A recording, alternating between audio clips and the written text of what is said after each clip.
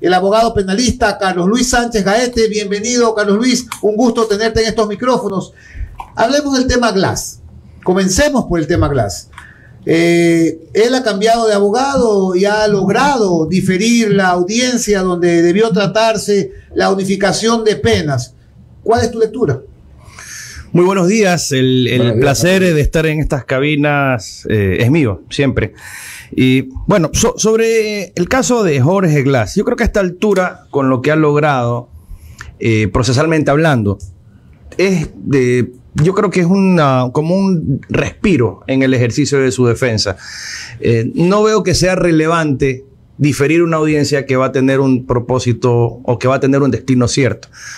¿Cuál es el destino a tu criterio? Las penas van a ser unificadas porque son... Entonces, ¿por qué la dilata?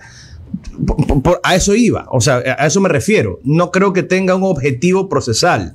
Dilatar, esperar. Yo creo que esta vez, cuando menos esta vez, este pedido es legítimo. Seguramente por su la defensa operación de las cambia. cervicales. Por la cirugía. Una cirugía es una cirugía, pero no lo invento. O sea, yo no es que sea defensora ni mucho menos de Jorge Glass, pero una cirugía en las cervicales es algo Es una mayor. cosa seria, sí, correcto. Pero, lo primero que veo de lo mucho que se dijo, ¿no? Estaba casi que muriéndose y de pronto parecía que no tenía nada, pero una cirugía no es un invento. Ya, pero lo que digo, y el cambio de abogado en la víspera de la audiencia, los que de alguna manera estamos en esto, hemos litigado, sabemos que a veces son acciones dilatorias para postergar la audiencia, que generalmente busca una estrategia. Yo comparto contigo. Yo pienso que no hay mucho ahí que resolver que no sea la unificación de las penas, porque eso corresponde, acorde al Código Penal anterior, eso corresponde, la acumulación, es decir, la absorción de la pena mayor sobre la pena menor. Así es. Pero será quizás que haya recibido información de que como que no va por ahí la cosa y obviamente... No sabría decirte, pero... Lo que sí es condenable es que esto se ha vuelto tan común que ya cuando pasa de una forma legítima o razonable, nadie lo cree. Nadie cree que es posible que sustituyas a tu abogado en un momento difícil del proceso, porque realmente el abuso de las herramientas dilatorias de los procesos penales, particularmente de los penales, se ha vuelto a la orden del día. Mire que autorizar a numerosos abogados cuando se supone que quien te patrocina es tu abogado de confianza, y vaya que la confianza entre abogado y cliente no es fácil de lograr. No es común que tengas diversos abogados dentro de un proceso. Un saludo a Bruno Zavala, gerente general del Mall del Sol, que nos está escuchando. Hacía una pregunta para Vito cuando estaba acá presente. Ya no hay cómo formularle, más que una pregunta, un comentario, no hay cómo formulárselo directamente, pero debe estarlo escuchando en la radio. Dice: el único capacitado para hacer analogías de Fórmula 1 con fútbol es el gran Vito Nelson. Saludos a todo el panel, dice Bruno Zavala. Carlos Luis, volviendo al tema penal, sí. Es verdad que todas estas noticias generan suspicacias, generan desconfianza. Estamos hablando de un cambio en la defensa de alguien que tiene o ha tenido y sigue teniendo procesos penales, digamos, que tiene que defenderse. Pero ¿qué pasa con los jueces? ¿Qué pasa con el entorno judicial? Es decir, esto no es solo un tema de abogados, es un tema también de la función judicial, de la gestión y la administración de la justicia. ¿Por qué todos estos que el juez de la Concordia, que el juez de no sé dónde, y por aquí, por allá, y el de Manglar Alto, y donde sea? ¿Por qué esta inseguridad y este continuo bypass a los procesos? Has dado en el clavo. El problema es la administración de justicia. El problema es que existen estos jueces que resuelven cualquier barbaridad. Y los abogados que usan las herramientas jurídicas que sí existen, como la competencia nacional para las acciones de protección, porque sí existe y es viable. Pero suponemos que no lo hacen sino por buscar una jurisdicción donde haya la forma de conocer quién es el juez que te va a resolver. Porque ahora, como ya no pueden amañar los sorteos, cosa que era muy fácil hacer antes, y tras una intervención de la Fiscalía ya no lo hacen, tienen que buscar jurisdicciones donde más o menos pueden suponer 2, 3 jueces quiénes me van a caer. Y miren que en el caso particular de este juez, de Paján, que es el que dio la resolución, creo que es la de Daniel Salcedo, sí, creo que me pasé de un caso al otro. Pero es el mismo contexto. Y en el caso, y en el caso de la Concordia, en el caso de Manglar Alto, etcétera, ¿no?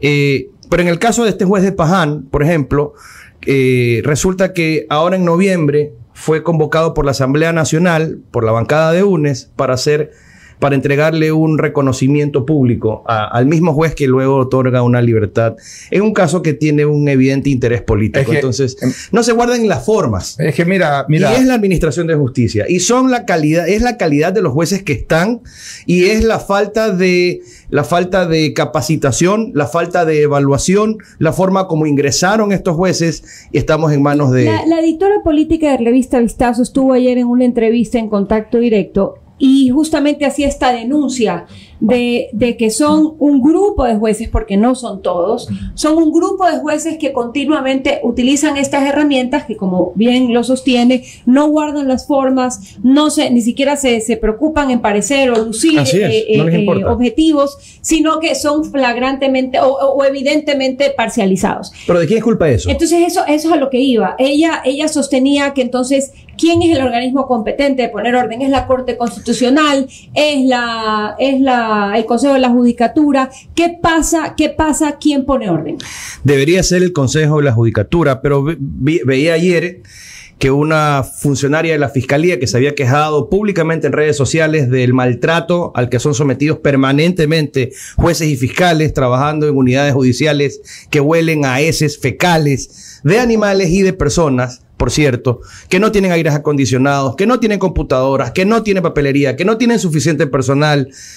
Se queja, y la respuesta de un comité de notables de la judicatura fue sancionar a la funcionaria, pero no hacen nada al respecto de esta realidad, de esta triste realidad. Entonces, los jueces buenos que sí hay no pueden trabajar porque no tienen los recursos humanos y materiales para hacer su trabajo.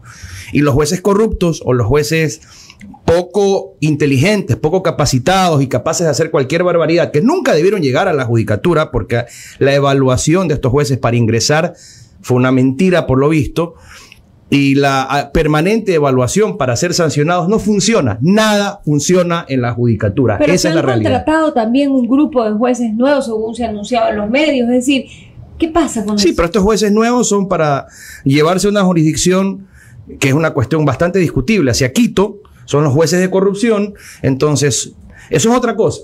Es un puñado de jueces que van a resolver determinados casos, que a mí lo que me parece pero no está es bien que se estén trata... agrupados. No está bien, no está bien. La jurisdicción universal es un principio de la jurisdicción, es decir, de esta facultad de decir lo que es el derecho, es decir, aquella facultad que ejercen los jueces.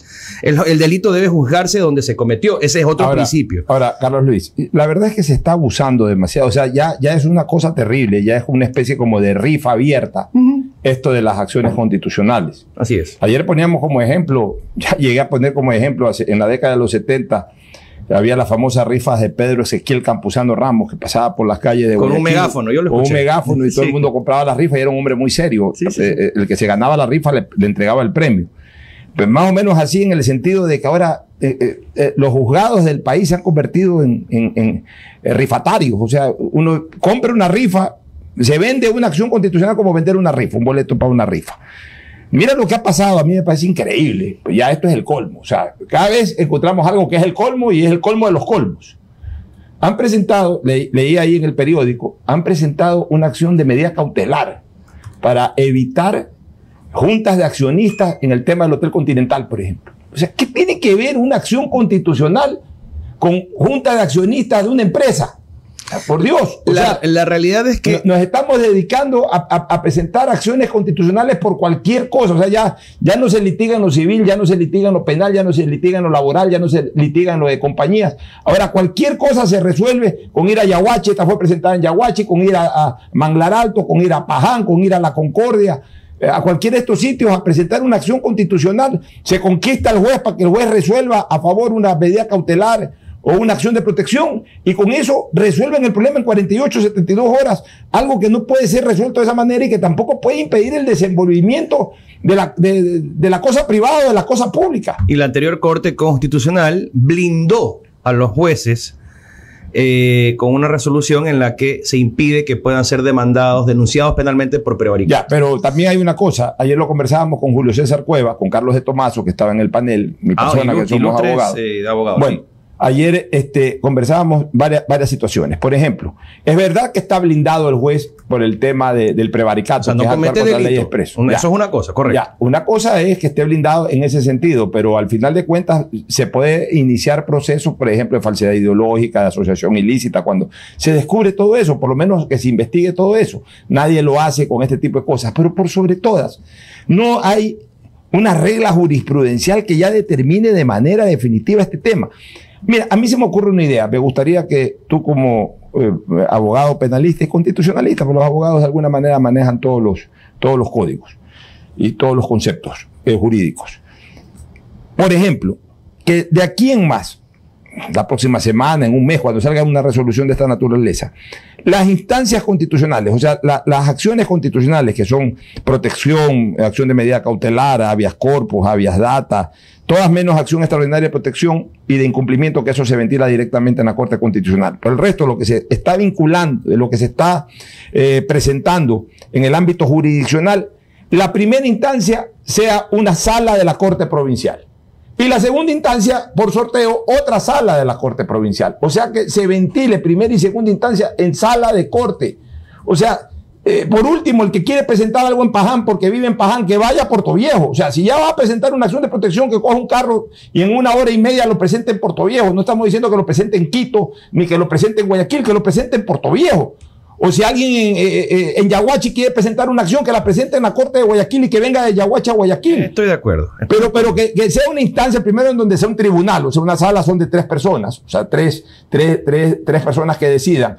De una instancia mucho más comprometida, que es la instancia de una sala provincial. De todas maneras, ahí los jueces se cuidan más que estos jueces de cantones o de parroquias, porque incluso son a veces de unidades multicompetentes de parroquias, que disparan cualquier cosa. Es increíble que no se hayan elevado los estándares para el otorgamiento de medidas cautelares, que deberían ser muy altos, ni el otorgamiento de acciones o garantías jurisdiccionales. Te voy a contar un caso, no estoy autorizado a hablar por mi cliente, pero lo voy a contar anónimamente, sin mencionar el cliente. Es una institución importante del país que ha recibido una docena, literalmente 12 acciones de protección consecutivas presentadas al sorteo por 12 personas diferentes, 12 prestafirmas. De un mismo caso. La misma exacta, mismo tipo de letra, mismo contenido, todo idéntico, y sin firma de abogado. Entonces no habrá luego la configuración de la identidad subjetiva para decir que se tratan de lo mismo. Porque hubiese necesitado 12 abogados. Muy astuto. Y han presentado estas acciones para ver, ¿para qué? ¿Con qué propósito? Para ver cuál de los aventurados jueces a los que les cayó la acción concede la medida cautelar. Lo lograron con uno y la han sostenido 2 meses. El juez ya tiene una queja en su contra, no vuelve a convocar a la audiencia y mantiene una medida cautelar que no tiene ni pies ni cabeza.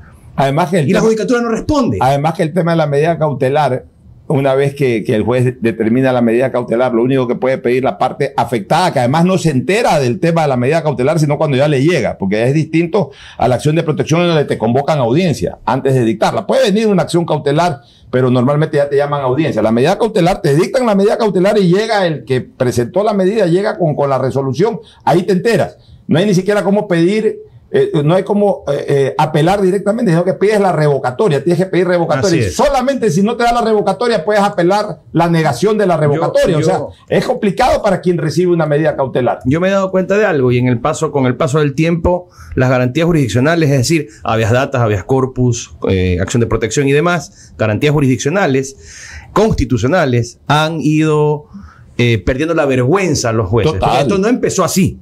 Yo les recuerdo que años atrás había la acción de protección que se llamaba, que es lo mismo que pero no es la acción de protección. Bueno, la acción constitucional, que era el equivalente a la actual acción de protección, que no me acuerdo en este momento cómo se llamaba, y se la derogó precisamente por el abuso con el que se la practicaba, y se constituyó esta nueva estas nuevas acciones con estándares más altos. Y empezamos bien, y la Corte Constitucional modulaba bien, pero de pronto se ha perdido el control y la judicatura no hace absolutamente nada al respecto. Estamos conversando con el abogado penalista Carlos Luis Sánchez Gaete, abogado. Permítame primero leer algunos comentarios y saludos. Gonzalo Arias desde Toronto, Canadá, dice buenos días con todos. Una vez más, felicitaciones por saber llevar este programa con mucha visión y profesionalismo. Muchas gracias, Gonzalo. Hernán Romero Ramos, invitados de lujo, saludos y éxitos estimados, gracias. Fabián Arteaga Espinel, calidad de jueces en Manabí, pone entre comillas lo de la calidad de jueces.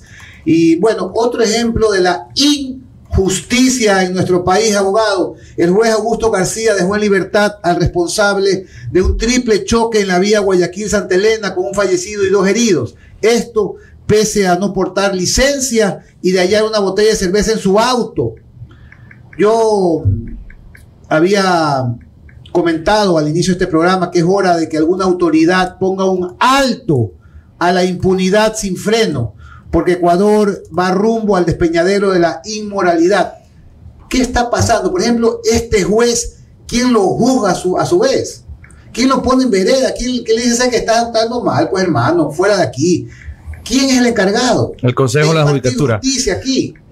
A ver, no conozco el detalle del caso, pero lo que sí conocemos todos es un lamentable video donde se ve un accidente a todas luces provocado por la impericia de alguien. Dicen que esta persona, incluso a quien han identificado con nombres y apellidos en medios de comunicación, en redes sociales, venía en estado etílico. Nada de esto yo sé si es cierto, pero si fuera cierto, efectivamente el juez actuó con una ligereza. Los que están en Vito TV o Canal 15 o 709, él es. están viendo el video, los videos de la... Ok, no, sabes que no había conectado el video que estamos viendo ahora, donde se ve quién es. Él es la persona... Correcto, él es el causante del accidente. Claro, y venía con botellas de alcohol en el piso. Qué barbaridad. Entonces, qué pena. sí, a ver. Qué pena. Si es agarrado en delito, en flagrancia se llama eso. En delito flagrante, correcto, Ya. sí. ¿Cómo lo pueden haber soltado? Bueno, la privación de libertad tras la flagrancia, por cierto, no es que es una obligación del juez, por si acaso, y de hecho, la Constitución lo que garantiza es lo contrario, que la medida cautelar privativa de libertad sea la última decisión que pueda tomar el juez, siempre que todas las anteriores, como prohibirte de salir del país, ponerte un grillete electrónico, privarte de tu libertad en tu domicilio y demás, no sean suficientes para garantizar tu presencia en el proceso. Entonces, probablemente al momento de darse la audiencia de flagrancia, que se da dentro de las siguientes 24 horas, el juez no tuvo, o la fiscalía no tuvo cómo presentar aún todas las evidencias que ya hemos visto nosotros en redes sociales. Esto puede ser, es posible, y de hecho... O la parte acusada presentó arraigo social. Y la parte acusada seguramente presentó arraigo social. Es decir, miren, yo no me voy a ir del país, déjeme privado de la libertad, no salgo del país. El proceso dura 30 días, porque es en flagrancia, y en 30 días él tiene una pena, claro, tiene que cumplir. Y de hecho, que el delito de tránsito, por cierto, además por definición es un delito culposo. Culposo, es decir, no doloso. no más doloso. allá de cualquier acto de irresponsabilidad. Abelardo Albornoz, Amparo se llamaba la acción antes, Carlos. Muchas gracias Claro, a mi buen amigo. Acción de Amparo, sí. Constitucional que ahora se llama Carlos Acción de Limongi Protección. también me escribió. Y también con la Jorgito corrección. Mancheno. Gracias a todos por la sintonía. por la Oiga, un audiencia. mensaje de Javier Neira dice: esos son los frutos de la asamblea prostituyente, dice Javier, de Montecristi del 2008, prostituyó los derechos ciudadanos. Sí, señor. Es hora de cambiar las leyes. Si no se puede la Constitución, para que la ciudad, si que no se puede la Constitución, es hora de cambiar las leyes para que la ciudadanía recupere sus derechos. Pero estamos en manos de la Asamblea, pues. ¿Qué esperanza tenemos con esa Asamblea Nacional? La verdad es que No logran acordar vamos nada. a ver si es que mueven algo con el tema este de las Fuerzas Armadas, que ya le presentó el presidente de la República la semana pasada. Vamos a ver si hacen algo, porque ahora están ellos ya pensando en la próxima vacancia que arranca en poco. Sí. Andan buscando enjuiciar a una ex ministra de Estado que ya a estas alturas que Y la censuren o no. ya perdió Sí, contexto, o sea, ya. ay, Dedíquense esta asamblea. a crear, a producir, a dar valor, a hacernos sentir más seguros, a por lo menos brindarnos la idea de que alguien está empezando los grandes objetivos nacionales, pero no a poner cortapisas a todo. Es una cosa inverosímil. Es lo que muy se obvio, ve. además, lo que están haciendo, ¿no? Y, a ver, un poco para que no se nos vaya la idea de en lo que estábamos y lo que se anunció, ¿no? La libertad de Daniel Salcedo. Si es o no correcto, cómo se ¿Qué otorgó. opinas tú de eso? A ver, vamos al caso concreto. ¿Cuál es el régimen que estaba cumpliendo Daniel Salcedo de privación de libertad? Él estaba bajo el régimen de prisión preventiva, no estaba cumpliendo una pena. La única pena que estaba ejecutoriada en su contra ya está cumplida. Así lo ¿Cuál era resolvió. Creo que era de 3 años y fue reducida en apelación. Me parece que es la de fraude procesal. No entiendo cómo cometió fraude procesal, pero fue denunciado por fraude procesal, fue procesado, sentenciado, ya cumplió esa pena. Eso poca gente lo entiende. De ahí tiene, hasta donde se sabe, 2 procesos más. Los 2 procesos no han terminado. Es decir, no hay una sentencia ejecutoriada aún. Pero ya hay sentencia en primera instancia. En primera instancia hay una de un tribunal penal por el delito de peculado. ¿Es el famoso caso de la avioneta? Ese es el de fraude procesal, no entiendo por qué. Pero ese ya cumplió la pena. Pero a ver, y sé a dónde vas. La prisión preventiva caduca en 1 año y la tercera regla de la caducidad del artículo 541 del Código Orgánico Integral Penal dice que el plazo para que opere la caducidad se contará a partir de la fecha en que se hizo efectiva la prisión preventiva. Primero. ¿Y hasta cuándo se cuenta? Hasta que se dicta la sentencia. Y con esa interpretación, dictada la sentencia, la Fiscalía lo que ha dicho es: a ver, la sentencia ya fue dictada, que no esté ejecutoriada es otra cosa, pero eso no exige la ley. ¿Y cuál es la respuesta constitucional? La Corte Constitucional moduló en el 2021 a través de una sentencia que esta caducidad debe extenderse siempre, en todos los casos y sin ninguna exclusión, hacia la condena en firme en todo caso. Entonces, tiene que haber condena en firme, sentencia ejecutoriada, y no la hay. Por ese lado, desde el punto de vista objetivo, técnico, jurídico, la caducidad procede. ¿Por qué caducó? ¿Por culpa de quién? Esa es la pregunta. Si es el propio procesado el que dilató el proceso. Y ahí sí debo ser franco e infidente. Yo estoy involucrado en el proceso de peculado por otra persona que está siendo procesada, y a mí me consta que la demora en ese proceso se debe no a las partes procesales, sino a las deficiencias que tiene la Administración de Justicia. Pero no son voluntarias. Resulta que para poner una audiencia de juzgamiento que va a durar varios días, el coordinador de audiencias le fija, porque así tienen que hacerlo, le fijan un día, 4 horas de audiencia. Y en 4 horas de audiencia no vas a evacuar el proceso. No se mentira. Y de ahí el siguiente señalamiento que pone el coordinador de audiencias es para dentro de 1 mes. Y si algún abogado se enferma o no puede, se suspende y viene para otro mes. El coordinador de audiencia es el que define prácticamente. ¿Y quién administra la coordinación de audiencias? El Consejo de la Judicatura. Ahora, vamos, Carlos Luis, con un tema. Sí, pero no necesariamente tiene que ser el Consejo de la Judicatura, sino el coordinador de audiencia, que también lo pueden en un momento determinado comprar para que haga eso. ¿Cómo? Le faltan jueces. Ya, pero a veces también los billetean por afuera, y tú sabes perfectamente. Es justo suponer que pone 4 horas y después a 2 meses vuelve a dar sala. O sea, es justo suponer que sí. Ya, pero ahora vamos a ese debate técnico-jurídico sobre el tema de la prisión preventiva a posteriori de una sentencia en primera instancia. Hay algunos jueces que señalan que la prisión preventiva cesa en cuanto, digamos... El plazo de caducidad. El plazo de caducidad se frena en el momento en que hay una sentencia en primera instancia. Ya, lo cual es discrepable. ¿Por qué? Porque pone en un ámbito de discriminación el hecho de una persona que se tuvo que defender a la primera instancia, se tuvo que defender en prisión, a lo largo de casi todo un año preventiva, versus una persona que se defiende de un proceso en libertad. Que es un derecho humano. Claro, entonces... el derecho a la defensa. Ahí hay la discusión de que la prisión preventiva es prisión preventiva para evitar de que tú escapes del proceso hasta que el proceso culmine. Por tanto, no es la primera instancia la que determina la prisión preventiva, sino que es ya la última instancia posible. Correcto. Solamente a partir de la última instancia posible, ahí comienzas a correr la pena. Ahora, obviamente imputándose el tiempo que estuviste porque se presume que eres inocente. Así es. Entonces, por eso que hay muchos jueces y muchos abogados que sostienen que la sentencia en primera instancia no tiene por qué en ese momento frenar la caducidad de la prisión preventiva, sino que mientras se siga procesando a la persona en segunda instancia e incluso en casación, si es que se cumple el año, esa persona ya tiene que ser liberada por el tema de la prisión preventiva. Afortunadamente la Corte Constitucional ya moduló eso. Entonces, ¿qué dijo la Corte Constitucional? La Corte Constitucional lo que ha dicho es que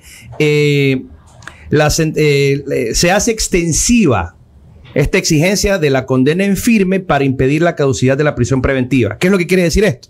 Lo que tú concluyes, Pocho, que para que la prisión preventiva caduque, ¿sí?, tiene que lograrse la sentencia de segunda instancia. No puede caducar porque, no puede parar de contarse el plazo de caducidad si hay una sola sentencia y no ha causado ejecutoria, no está en firme. Ok. Ahora, una pregunta, hablábamos del derecho a la defensa como un derecho humano, y cuando se viola el derecho a la defensa, pues se viola todo el proceso, se inicia el proceso y se anula.